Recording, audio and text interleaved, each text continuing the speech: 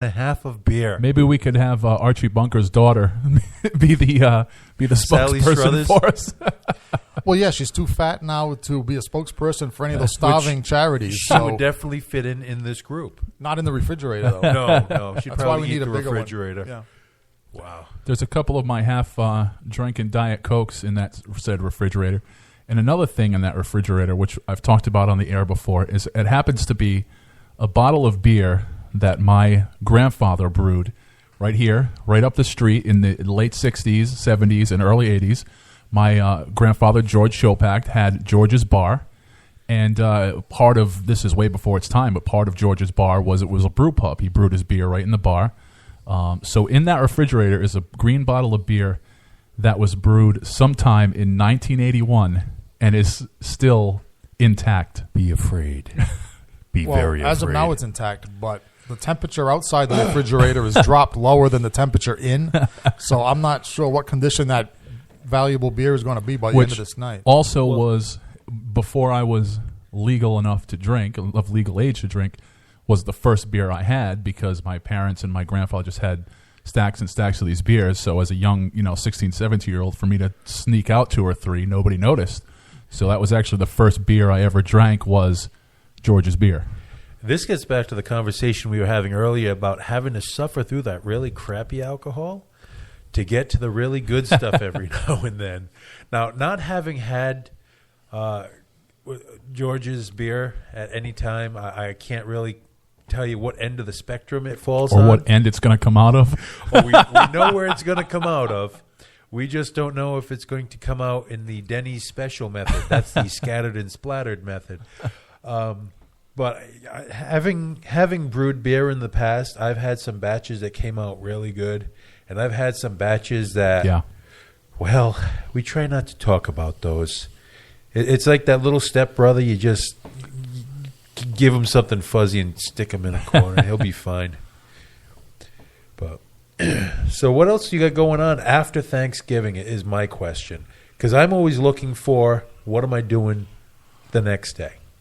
Well, as I was lamenting or celebrating the fact that tomorrow I'm going to do nothing. I'm going to sleep in. I'm going to watch the parade. I'm going to eat, and that's it for the day. On Friday, I'm going to go right back into it, and on Friday, I need to spend the day catching up on schoolwork.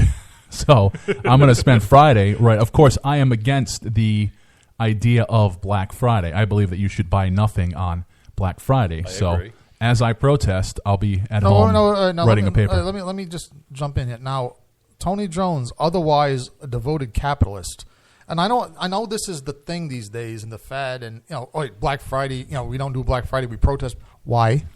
Because it's not stimulating our economy. It's stimulating China's economy. Everything that you buy on Black Friday is cheap Chinese goods that came over on a barge a year and a half ago and is junk, has no value.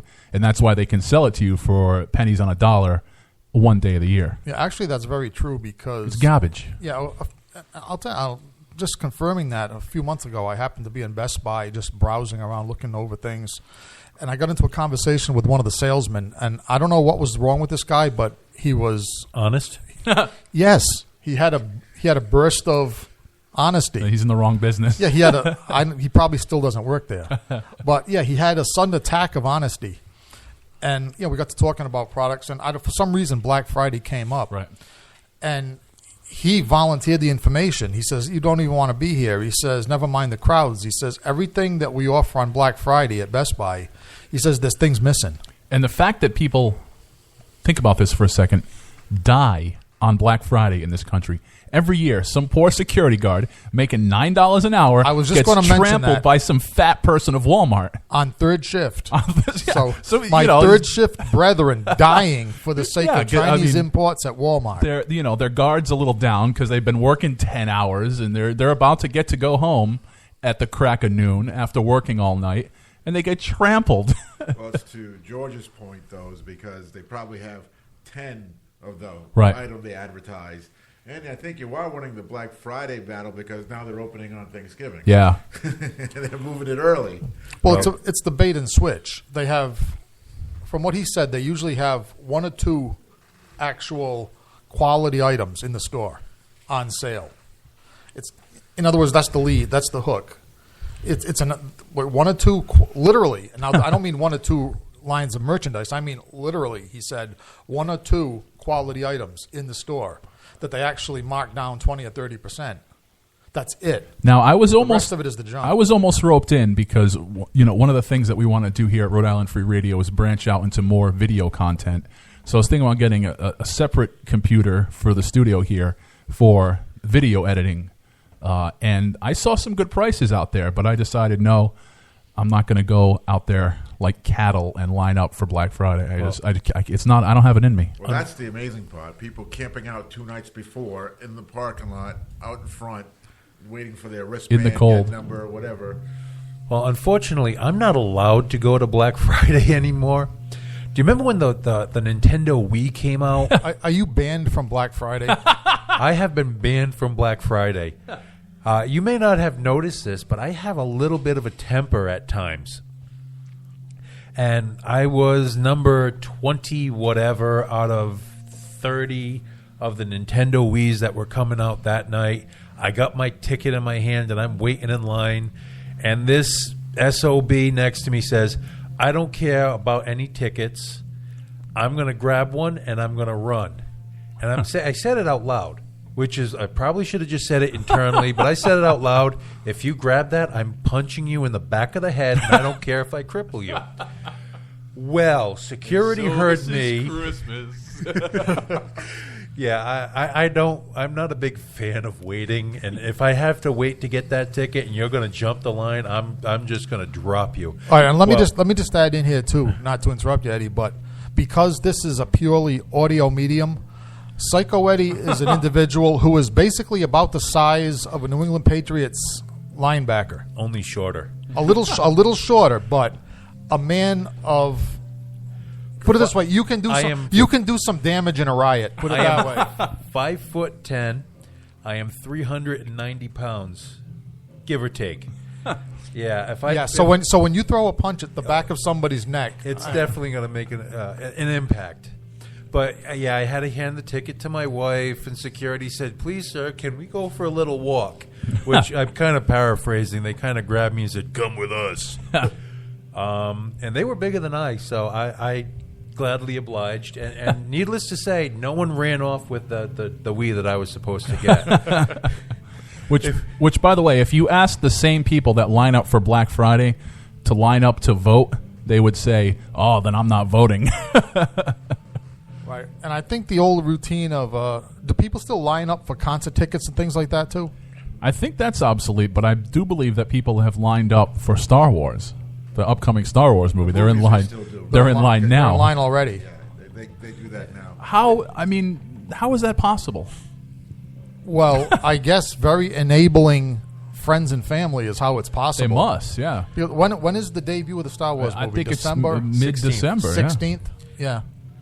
Don't even ask me why it sticks in my head. I am not a Star Wars fan, but, and I know I'm going to catch hell for that one, at DJ Psycho Eddie. Hit me up at mynightout@verizon.net with any hate mail. I am not a Star Trek. I'm not a Star Wars fan. I do like some sci-fi, but why that sticks in my head, I have no idea. Yeah, well, I'm not a Star Wars fan for years and years. I mean, I enjoyed the first couple of movies that came out. Right. Then I decided that the rest of them sucked. And as far as this new Star Wars movie, I don't care who made it, but I'm not going to go see a Star Wars movie without Darth Vader. But the fact that people have nothing to do for weeks at a time. That's the basic premise, yes. What kind of loser do you have to be to stand in this line? And by the way, this is a chronic nerd speaking. I mean, this room is full of nerds. Right. I mean, and I still feel justified in asking that question. With a show of hands, how many people were excited to go to Comic-Con? Okay, my hand is up. Yeah. Right. However, there are some nerdly things you just cannot do, personally. Because if I told my wife, hey, I'm going to go pitch a tent in front of whatever movie theater because I wanted to go see Star Wars, she'll either have me committed, or if I called her the first time and said, hey, can you bring me something hot to eat, or she'd tell me to go F myself. Can you come change my diaper? Yeah, really. So are you okay with Cyber Monday?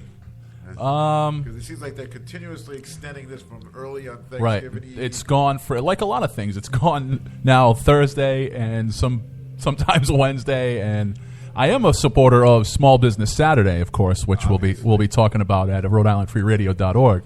But it's weird, because I am an anarcho-capitalist.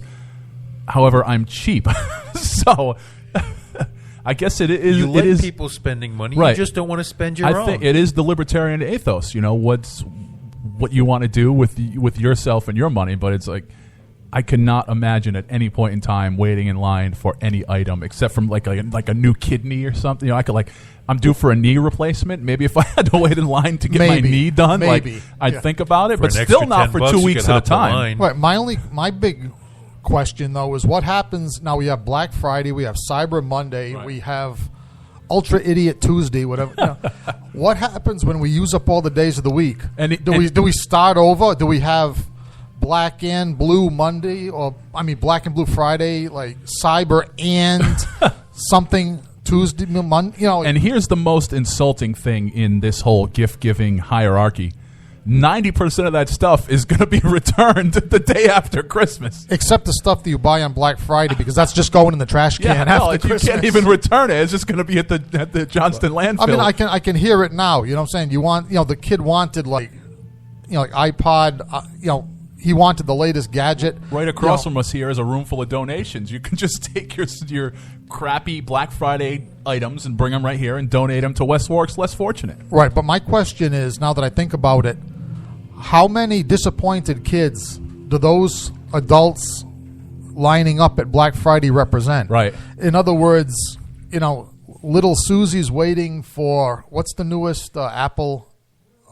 Is it 6 now? 7? iPhone 6. 7's coming out. iPhone 6 just came out a little while ago. Okay, she's waiting for iPhone 6, and her mommy right now is standing in line at Black Friday to pick up the latest discount at Walmart.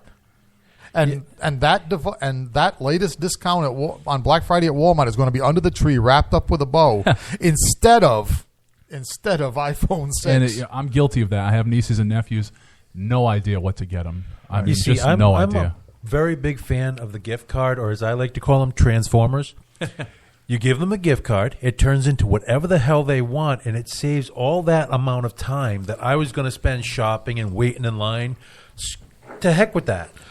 Oh no, I'm not talking about not knowing what to get though. I'm talking about parents that are trying to cheap their way out on their kids on Black Friday. I think Chuckles and I had this very conversation. Is that when we were kids, they had the cheaper knockoff items. So I wanted a remote control car. Right. Now the cheaper knockoff item was a remote control car with a wire attached from the remote to the car. Not exactly, not quite remote. Kind of not what I was looking for, Mom. Back in my day, we had the remote control car that went in one direction. You would go forward in a straight line, kind of, and when it went reverse, it turned to the left. And then it would go forward again, straight, and then it would turn to the left as you backed up. And as the batteries died, the wheels wouldn't have enough power to snap forward again, so you would just drive in circles. Oh, that's awesome. And run over your own wire. Well, and after about 2 days, Eddie's remote control car only went forward on an incline. After you pulled it backwards. On its own. Let's spin some tunes, and in just a little bit, we're going to bring Chuckles the Clown into the conversation, one of our biggest names here on Rhode Island Free Radio as we are broadcasting live. It is Thanksgiving Eve. Thanks for tuning in and hanging out with us. Let's see. Well, this is the perfect song name from a great local band. We're going to hear from Most Dangerous Men Alive. The name of this track, Women and Whiskey, right here on Rhode Island Free Radio.